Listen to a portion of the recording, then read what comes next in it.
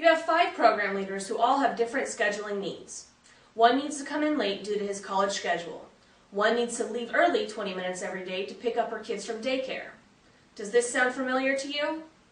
Or maybe budget restraints are forcing you to limit program leader hours to 3.5 hours when you run a 4-hour program. Does that sound familiar to you?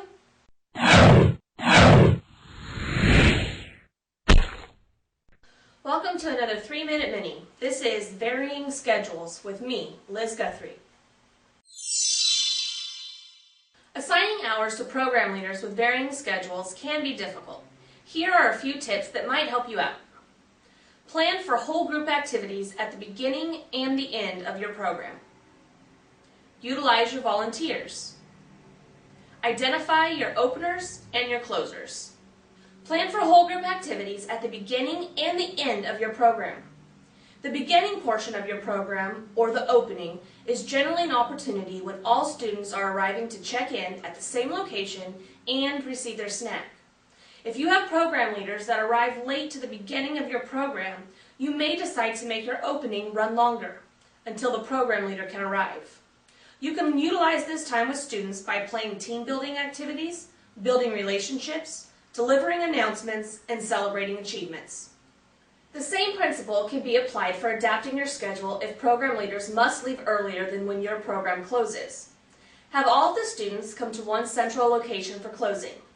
This is a time when, again, you can have activities, celebrate daily successes, and keep students engaged while waiting to be picked up. Having all students in one location participating in large activities will buy you some time when you're short program leaders for short periods of time. Utilize your volunteers.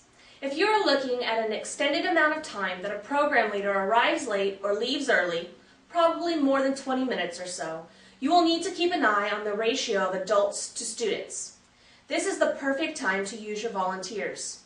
If you don't have volunteers, try and find a teacher or other school site person that would be willing to stay for a little while after school. If you need to recruit your own volunteers, talk to local high schools and college professors. There are always classes that have a volunteer requirement. Let them know that you're always looking for people who want to help. Build and maintain a relationship with the organizers, and you can have a steady flow of volunteers.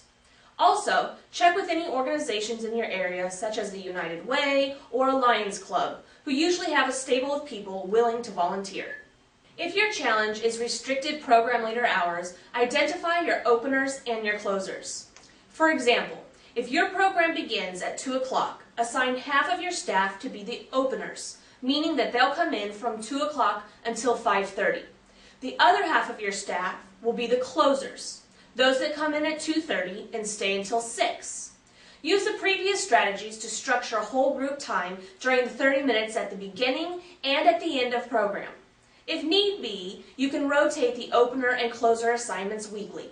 Otherwise, keep the schedules and assignments the same to avoid confusion and strengthen structure. Dealing with varying schedules can get tricky, but these tips should help things run more smoothly. Let's review. Plan for whole group activities at the beginning and at the end of your program. Utilize your volunteers. Identify your openers and closers.